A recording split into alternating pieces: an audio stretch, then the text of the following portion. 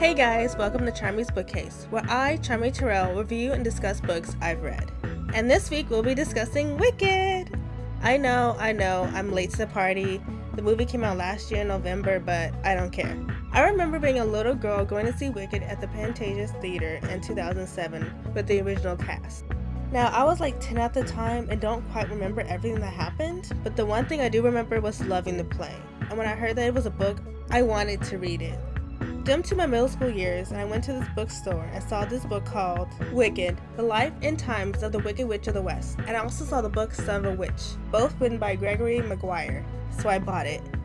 I tried reading the first book and got halfway through till I stopped because my middle school brain couldn't comprehend what the heck this book was talking about. So I put the book down and just walked away and completely forgot about it.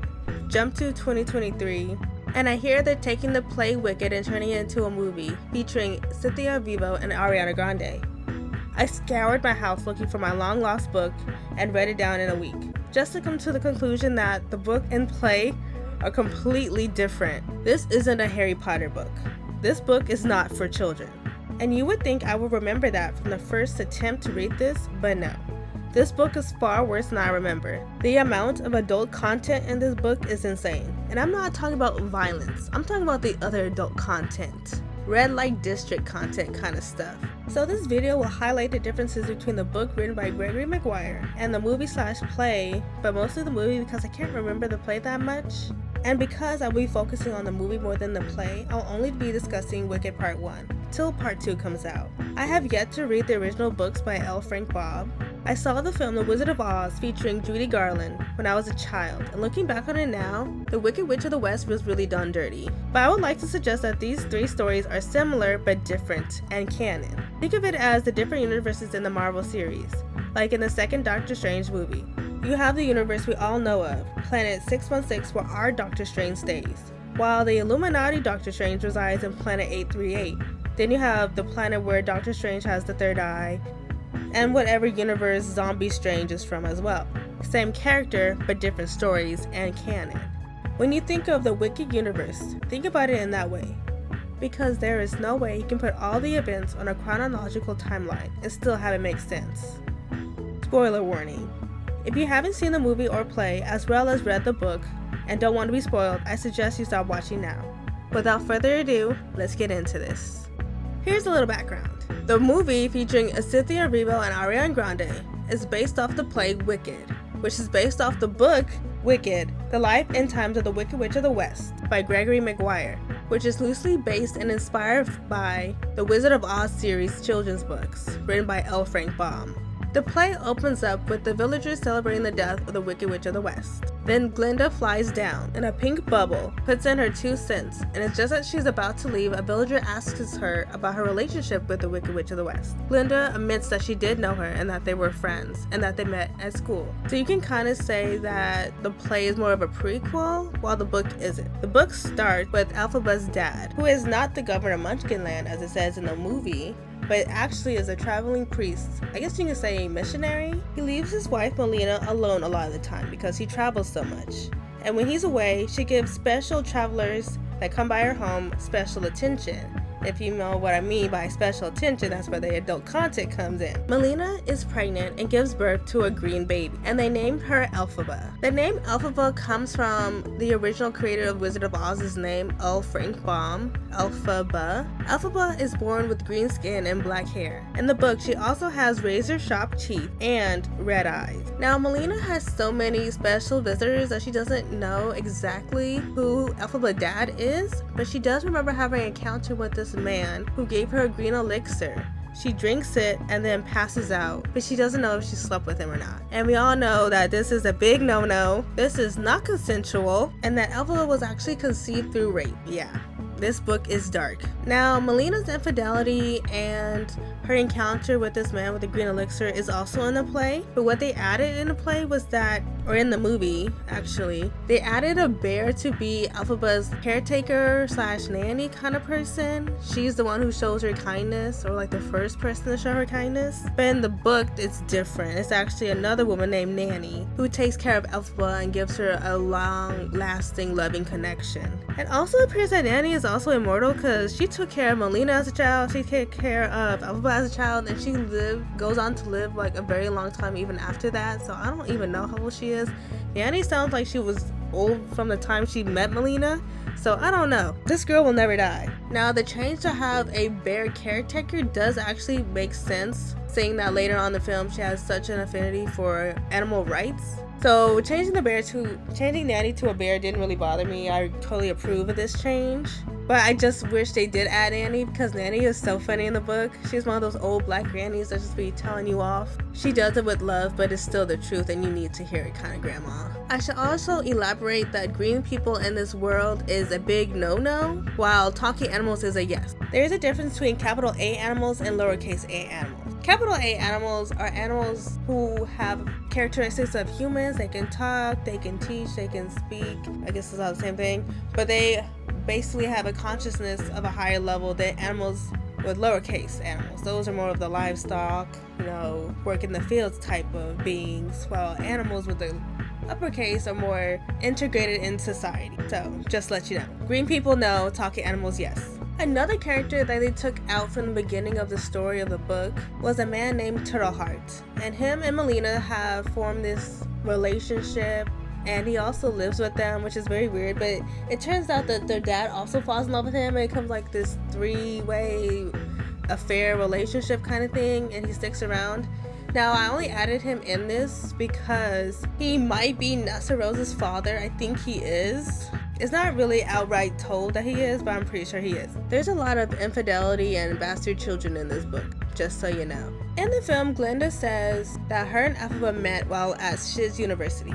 And side note, why did they name this college Shiz? That's not a good name. Just not. It doesn't sound right. Now, in the movie, Elphaba only goes to Shiz after her sister Nessa Rose goes, and her father makes her stay to take care of Nessa Rose. While in the book, it's different. Elphaba is already at Shiz when Nessa Rose comes, and she goes on her own volition. In the movie, Glinda accidentally volunteers to be Elphaba's roommate, while in the book, it's different. When Glinda, or Galinda at this point, she hasn't changed her name, goes to Shiz, she goes with her Amma, which is basically like a chaperone, like an older lady chaperone. Her Amma steps on a nail and can't meet her at her first day of school.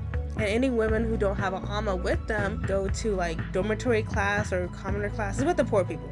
And Glinda doesn't want to go with the poor people. She's like, I'm too rich and uppity and I don't deserve to be with them. I need to be with my own. And so she makes up a lie to Madame Morrible, who is like the headmistress of all the girls there. She tells a lie saying that her Amma is mentally ill and that she can't take care of a whole bunch of girls. So in exchange to have a room with just her and her Amma, Madame Morrible says that she could have a room with just her Amma if they take in one other girl, which happens to be Elphaba. Another change that's from the movie and book is that Galinda in the movie wants to major in sorcery, while in the book she doesn't go to college intending to major in sorcery. Movie Galinda wants to get cozy up with Madame Morrible, but Madame Morrible says she only teaches people with special abilities, which Glinda does not have. But when Elphaba shows off her magical abilities, she is instantly Madame Morrible's favorite. So Galinda becomes very jealous of her. The one thing I think the book lacked and the movie added was the idea of magic. In the book, Elphaba doesn't really have magic. It's not like outright. She does do a little magic things here and there, but only during the second half. And whenever I think of Oz, I think of magic and wonder and whimsy. But reading this book, there really wasn't any of that in there. It was just dark and sad and just horrible. Now, like I said, in the book, Galinda doesn't go to school intended to major in sorcery, but she is suggested to major in sorcery by Madame Morrible later on in the book. Galinda also makes friends with the popular girls, and they basically become the plastics of the school, for mean girls. Galinda isn't as prestigious and rich as the other girls, so to get them to like her, she makes fun of Elphaba to them so that they have something to talk about. Really, all Elphaba does at school is read. She reads religious books, and I guess when your father is a priest, you become an atheist, because that's what she is. But knowing her dad, who treated her badly, I'm not surprised she became an atheist. Galinda is really the caddy of the plastics group. She just reports back to them everything that Elphaba does, which isn't really much. She just sits there and reads. And months even go by without them even really talking to each other. I feel like the friendship theme was really big in the movie, not so much in the book. In the book, the friendship grows like a slow burn. Also, in the movie, they decided to give Elphaba this ability to have visions of the future, which is not in the book or in the play, I believe. But I do like this change because it does elevate the song The Wizard and I, where she talks about people screaming her name and people celebrating her, but in return you know that they're really celebrating her death and they're screaming because they're running away from her. So it's kind of sad when you think about it that way, that she sees these visions and she's singing about it all filled with joy, and she's happy that she's actually contributing to society in a good way, but turns out it's like the complete opposite. Like I said before, friendship is a big theme in the movie and play, not so much the book. In the book, Galinda is still the airhead, superficial rich girl you see in the movie. In the book, there isn't some big thing that really pulls Elphaba and Galinda together. Like I said before, their friendship is more of a slow burn. Them having to be in the same room really makes their friendship grow. While in the movie, Elphaba does something kind for Galinda, and then return Galinda does something kind for her at the dance. She is humiliated, and Galinda is the only one who comes up and dances with her, and at that point, they're like, yay, Elfie's cool, even though we tortured her like the whole first half of the movie, but it's cool, it's fine. Whatever Galinda says, we do. I do wish they did bring in the bigger friend group that was in the book. In the book, you have Galinda, Elphaba, Fiyero, Bach, Tibbet, and his other character, Averick, and Crope. One of those. I'm gonna say Elfie because Elphaba takes too long. From now on, I'm gonna say Elfie. When I say Elfie, I mean Elphaba, which is also a nickname that is used both in the book and in the movie. So Elfie it is from now on. But I do wish we could have seen that big friend group interact. I thought that would be really cool to see. Nessa Rose is Elphaba's sister, and the play/movie changed quite a bit when it comes to her.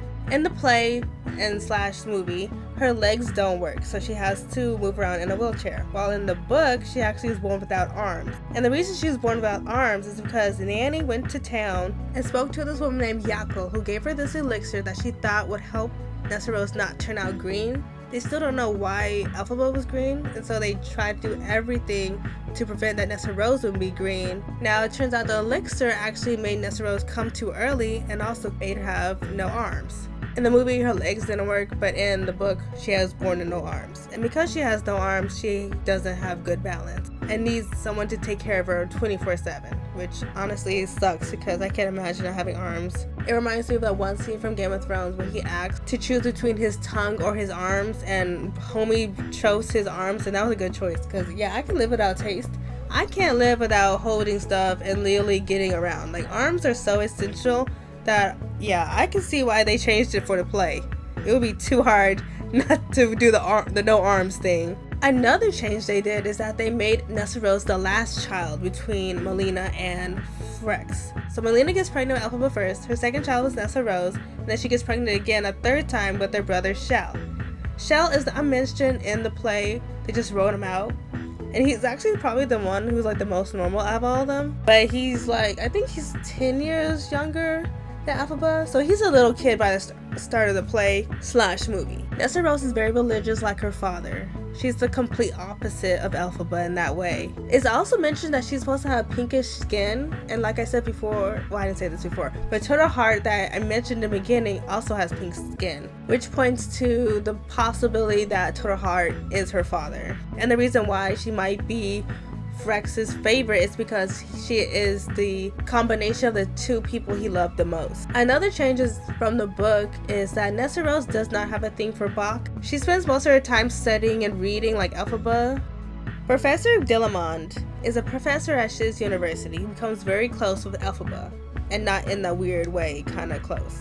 He's also a goat, capital G, and he's an activist for animal rights, capital A animal. Book Professor Dillamond and movie/play Professor Dillamond are pretty much the same, except for in the movie he gets fired, while in the book he's actually killed. He is killed for doing research that will help him prove that animals with the uppercase A are just like humans. And he plans to show his research to the wizard to get him to pass laws to treat animals better. In the height of his research, he is murdered. Now, it is said that he slipped on a piece of glass that slit his throat when he fell, but we all know that's not true. That doesn't even sound right. But there is a witness to the incident, Galinda's Ama, who soon goes into a catatonic state right after this event. Suspicious?